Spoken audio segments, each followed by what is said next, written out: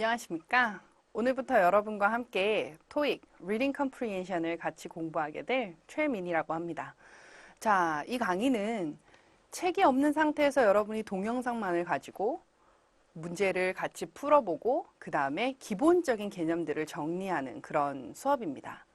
자, 여러분이 책이 없다고 해서 우리가 공부를 어떻게 하지? 되게 고민을 많이 하시잖아요. 하지만 저희 동영상에서는 여러분이 기본적인 파트 5, 6 그리고 7을 정리를 하고 그것에 대한 문제들이 저와 함께 수업 시간에 푸는 내용, 그리고 저희가 홈페이지 상에 또 엑스트라로 여러분께 연습을 하실 수 있는 그런 문제들을 올려드릴 겁니다. 그래서 우리가 처음 준비하는 토익이지만 솔직히 책이 있어서 문제가 많으면 좋겠지만 또 너무 많으면 우리 초보자들은 별로 문제 많이 푸는 거 좋아하지 않거든요. 그래서 저희가 강의가 끝나고 나면 여러분들이 홈페이지 상에서 보실 수 있게끔 또 다른 보충 문제를 올려드릴 거예요. 그래서 그걸 가지고 그 시간에 배우셨던 내용들을 복습하시면서 내가 지금 어디까지 어떻게 공부를 하고 있는지 조금씩 확인을 하시면서 우리가 가장 기본으로 하고 있는 600점을 위해서 달려가시면 되겠습니다. 자, 그러면 여러분들이 생각하는 토익 뭐죠? 그렇죠. 토익이란 일단 영어 시험이에요. 그렇죠? 그리고 기본적으로 우리가 어딘가에서 서점에서 봤을 땐 바로 뭐라고 써 있나요? 그렇죠. 비즈니스 상에서 쓰는 그런 용어들이 많고 그런 표현들, 그런 서식들을 볼 수 있는 것이 바로 토익입니다. 그렇기 때문에 우리가 중고등학교, 대학교에서 배웠던 그런 기본적인 어휘를 조금은 비즈니스 상으로 적용을 시켜서 여러분들이 확실하게 학습을 할 수 있게끔 도와드리도록 하겠습니다. 그러면 지금부터 시작해 볼까요? 자, 그러면 토익 RC 시작하도록 하겠습니다. 자, 토익이란 일단 파트 5, 6, 7으로 구성되어 있잖아요. 자, 파트 5에서는 여러분들이 무엇을 공부할 수 있게 되냐면 가장 기본적으로 여러분들이 중고등학교 때 배웠던 그리고 대학교 기초 영어 시간에 배웠던 그런 그래머적인 문제가 들어가 있는데요. 거기와 더불어서 어휘 문제가 같이 들어가 있어요. 그래서 총 40문제로 구성이 되어 있고요. 난이도는 물론 매달 다르겠죠. 자, 그렇지만 우리는 일단 가장 많이 나오고 가장 기본적인 것들. 그래서 여러분들이 중고등학교 때 배웠던 걸 상기시켜 가면서 공부를 할 수 있게끔 정리를 해드릴 겁니다. 자, 그러면 파트 6는 어떻게 구성이 되어 있을까요? 파트 6는 파트 5에서 문제당 보여줬던 그 짧은 그런 빈칸, 그래서 우리가 문법과 단어를 채우는 거였다면 파트 6는 여러분들이 이제 앞으로 배우실 파트 7에 있는 지문에다가 빈칸을 만들어 놓은 겁니다. 예전에는 그래도 4문제씩이었어요. 근데 지금은 줄었죠. 3문제씩으로. 하지만 지문 개수가 늘어났기 때문에 크게 변동은 없는 것 같아요. 하지만 여러분들께서 조금 더 귀 기울이시고 독해도 같이 보고 그 다음에 문법적인 것도 같이 본다면 충분히 파트 6에 있는 빈칸에 그래머나 즉 문법이나 vocabulary 어휘의 그런 빈칸은 충분히 채우실 수 있을 거라고 생각합니다. 총 12문제로 구성이 되어 있어요. 즉 각 패시지당 빈칸은 3개씩이고요. 그래서 여러분들이 4개의 지문을 보게 될 겁니다. 자, 그리고 마지막 파트 7입니다. 파트 7은요, 크게 2가지로 구성이 되어 있습니다. 바로 뭐냐면, 첫 번째는 지문 하나에 문제가 2개, 3개, 많으면 4개 정도 여러분한테 그 내용을 물어보는 그런 지문으로 구성되어 있어요. 그래서 여기에서는 여러분들이 실제 생활에서 볼 수 있는 광고 또는 뭐 메모, 아니면 뭐 노티스, 공고문 같은 거, 아니면 짧은 신문 기사들, 이런 것들을 통해서 여러분들이 얼만큼 그 글을 잘 이해했는지를 물어보는 그런 독해 유형의 문제가 따라 나옵니다. 하지만 여기서 파트 7이 끝나면 점수 받기가 너무 쉽겠죠. 그래서 이 ETS에서 개발한 게 바로 더블 패시지입니다. 더블 패시지라고 하는 건 바로 지문이 2개가 따라온다는 뜻입니다. 서로 관련이 아예 없는 건 아니고요. 아주 밀접하게 관련이 되어 있어서 그 두 가지 지문을 반드시 보면서 문제를 푸셔야 합니다. 총 20문제로 되어 있어요. 그래서 각 더블 패시지 한 세트당 문제는 5개씩. 그래서 총 4개의 더블 패시지를 여러분들이 보게 되실 겁니다. 그래서 앞으로 물론 설명을 해드리겠지만 이 더블 패시지에서는 첫 번째 지문, 두 번째 지문의 각각의 내용과 이 두 개를 합쳐서 여러분이 인티그레이트 하는 것까지 혼합해서 같이 생각해야 되는 문제들까지 있기 때문에 어떻게 보면 시간이 조금 많이 걸린다고 생각하시면 됩니다. 토익은 특히 이렇게 RC는 3가지 부분으로 구성이 되어 있고요. 이 3가지를 총 70분 내에 푸셔야 합니다. 물론 답안지 작성도 하셔야겠죠?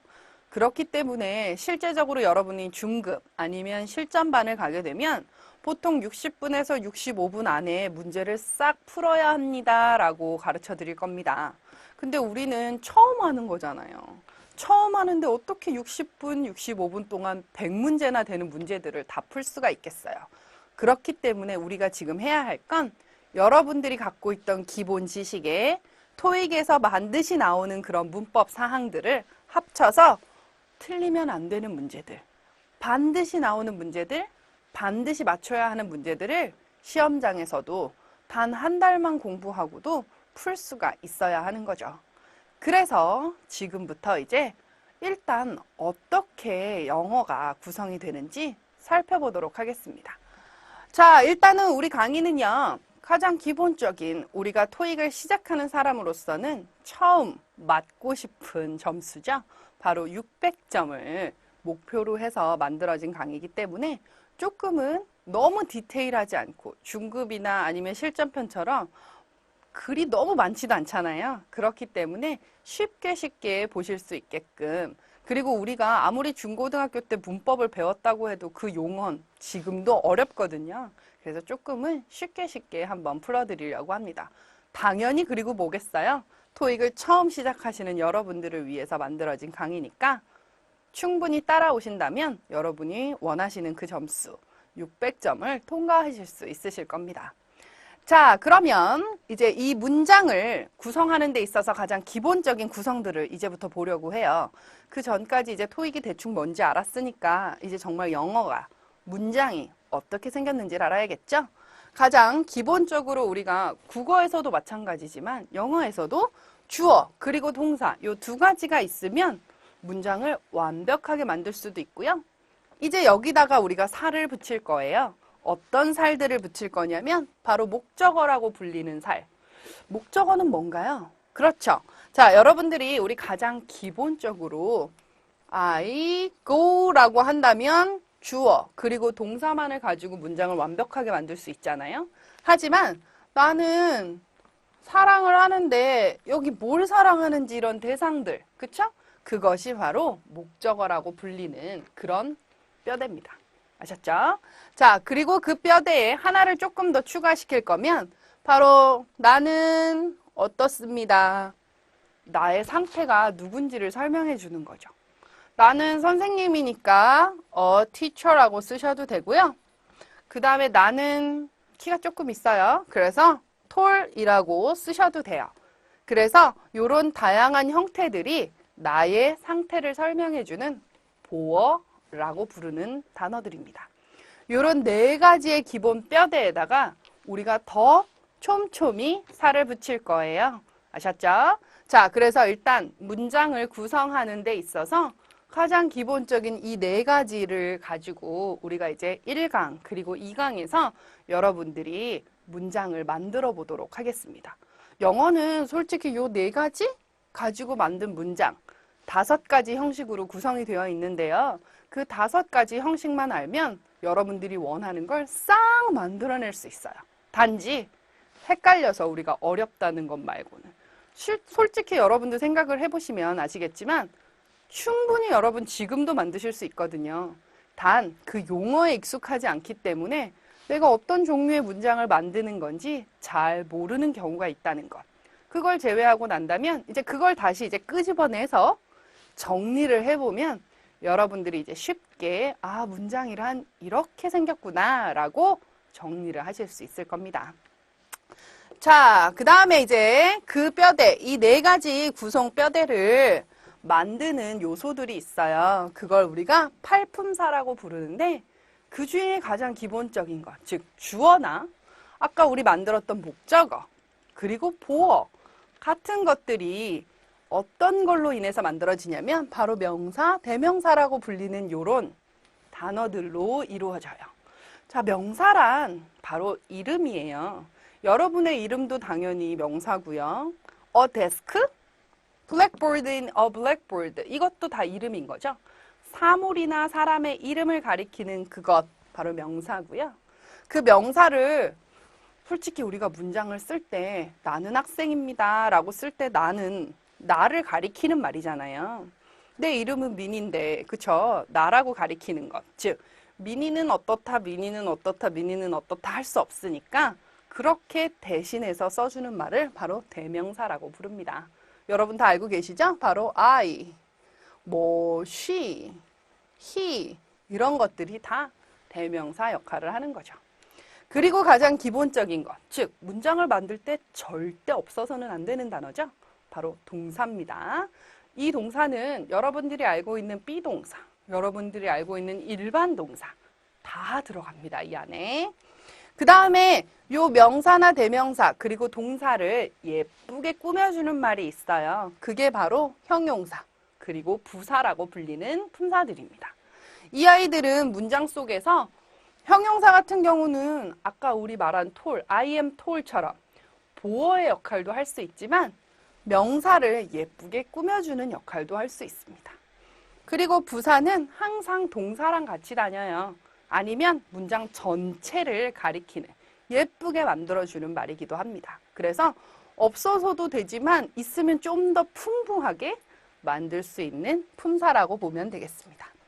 그리고 전치사와 접속사라고 불리는 이 아이들은 전치사는 앞에 온다는 뜻이에요. 즉 명사 앞에 쓰여서 장소나 시간 아니면 뭐 방법 같은 거를 연결시켜주는 말이고요.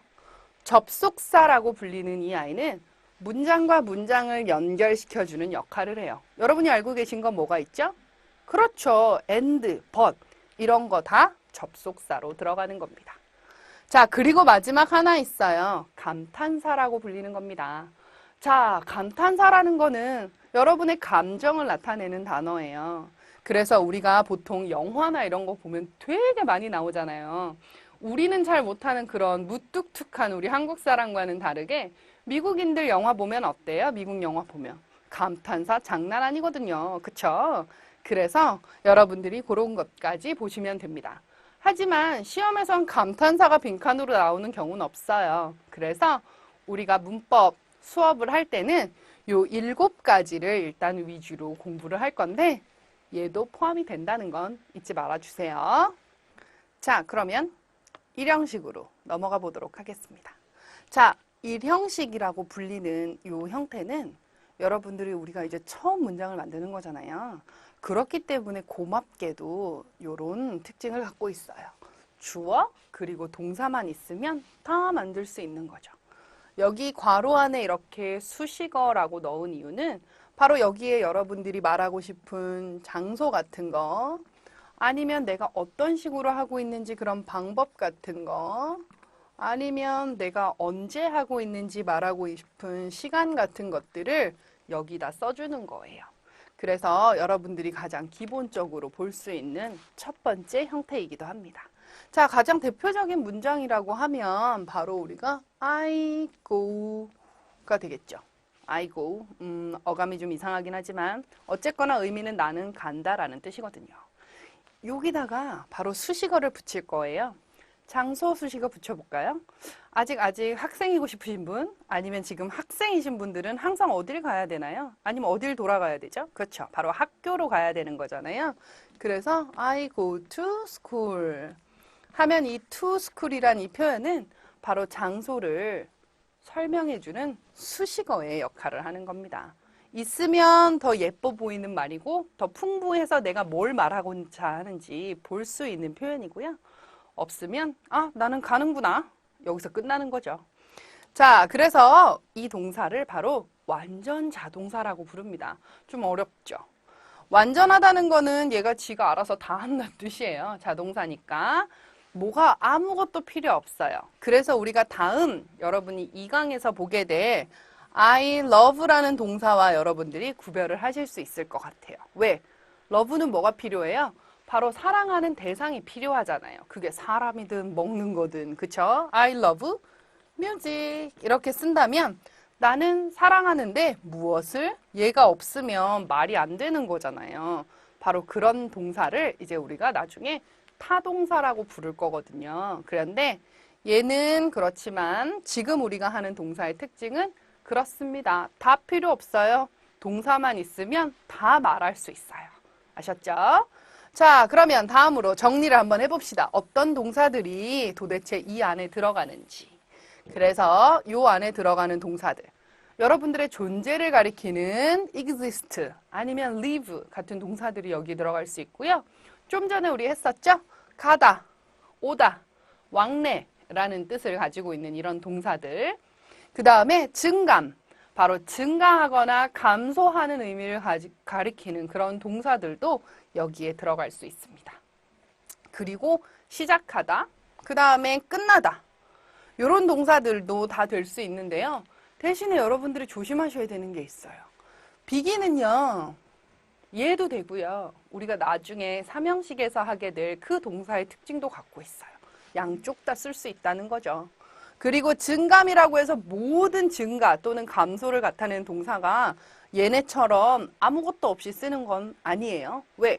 똑같이 감소한다는 뜻의 낮추다는 뜻의 lower나 아니면 reduce 같은 동사들은 반드시 무엇을 감소시키는지 써줘야 되는 우리가 삼형식 다음 강의에서 배울 동사들도 있다는 거죠. 알았죠? 그래서 일단 대표적인 동사들을 여러분한테 정리를 해드렸습니다. 자, 그러면 문장을 한번 볼까요? 가장 우리가 제일 많이 쓰는 문장이죠. 바로 The sun rises in the east. 뭐예요? 바로 태양은 동쪽에서 뜬다는 뜻이죠. 자, 태양은 지가 스스로 올라오는 거니까, 그쵸? 그래서 rises라는 단어를 쓴 겁니다. 자, 그 다음에 또 한 가지. 그래도 항상 이렇게 동사만 쓸 수는 없잖아요. 그리고 그 뒤에 항상 이런 장소를 가리키는 수식어구만 쓸 수는 없겠죠? 저는 그래도 목적어라는 아이를 쓰고 싶어요 라는 사람들이 있단 말이에요. 그쵸? 나도 쓰고 싶은데. 그럴 경우에는 반드시 동사구라는 걸 만들어줘야 돼요. 동사구라는 건 바로 뭐냐면 단어 두 개를 하나의 커플처럼 달고 다니는 거죠. 예를 들면 바로 account for, deal with, interfere with 같은. 즉, 그냥 어카운트 자체로도 쓸 수 있지만 난 무엇을 설명하다라는 뜻으로 쓰고 싶을 때 이렇게 for가 항상 같이 오기도 합니다. deal은 거래라는 뜻이고 그냥 거래하다 라고 쓸 수 있지만 누구랑 거래했는지 반드시 쓰고 싶잖아요. 그럴 때 with를 이렇게 써주면 되는 거죠. 그리고 interfere도 방해하다라는 뜻이죠. The road interferes 방해하는 거죠. 근데 누구를 방해하는지 쓰고 싶잖아요. 바로 with를 같이 써주시면 됩니다. 그래서 이 아이들은 항상 여러분이 한 개의 단어처럼 외우시면 좋을 것 같아요. 자, 그리고 이 아이들의 예를 하나 볼까요? They responded to a security alarm. 그들은 반응했습니다. 대답을 했다는 뜻이죠. 뭐에? 그 보안 알람에 반응을 했다는 뜻이에요. 자, 제가 respond라는 단어를 쓴 이유는 바로 요 아이랑 항상 같이 다니기 때문이겠죠? 전 이거 쓰기 싫은데요? 하시는 분들이 있어요. 그럴 경우엔 answer 같은 단어 쓰시면 돼요. 대신에 answer는 to를 쓰면 틀려요. 동사일 때. 아셨죠? 둘이 다 같은 뜻이거든요. 하지만 answer는 뒤에 아무것도 붙지 않고 그냥 명사. 지금 여기처럼 a security alarm 써주시면 되지만 respond란 단어는 항상 to를 써줘야 한다는 거죠. 자, 그러면 정리 한번 해볼까요? 자, he tries not to let his work interfere with his personal life. 그는요, 노력했습니다. not to let his work. 뭐뭐 하지 않기 위해서라는 뜻입니다. 뭘?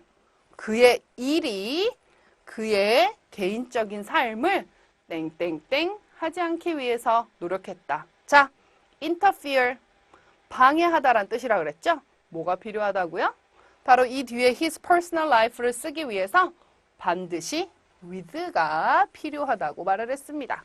그래서 답은 interfere with 하시면 되겠죠. 자, all bad things which exists are the lack of creativity. 자, 모든 나쁜 것들. 근데 그 나쁜 것들의 특징은 존재하는 거래요. 근데 그것은 바로 그 나쁜 것들이 창의력이 부족하다라는 거래요. 솔직히 요 지금 제가 괄호 안에 넣은 문장 부분은 필요 없죠. 근데 그 all bad things가 뭔지를 설명해 주고 싶은 거예요. 그런데 exist라는 동사? 도대체 뭐가 답이지? 그쵸? 둘 다 분명히 되는 것 같은데 아무것도 안 들어오고. 자, 요럴 때 이제 여러분들이 조심하셔야 되는 게 바로 요거죠. things에 s가 붙었잖아요. 요런 거 눈에 자꾸 들어오는 그게 이제 여러분의 사진을 자꾸 찍어 두셔야 돼요. 왜냐면 all bad things, s가 붙었기 때문에 여기를 설명하는 요 부분에는 s가 들어가면 안 되는 거죠. 왜?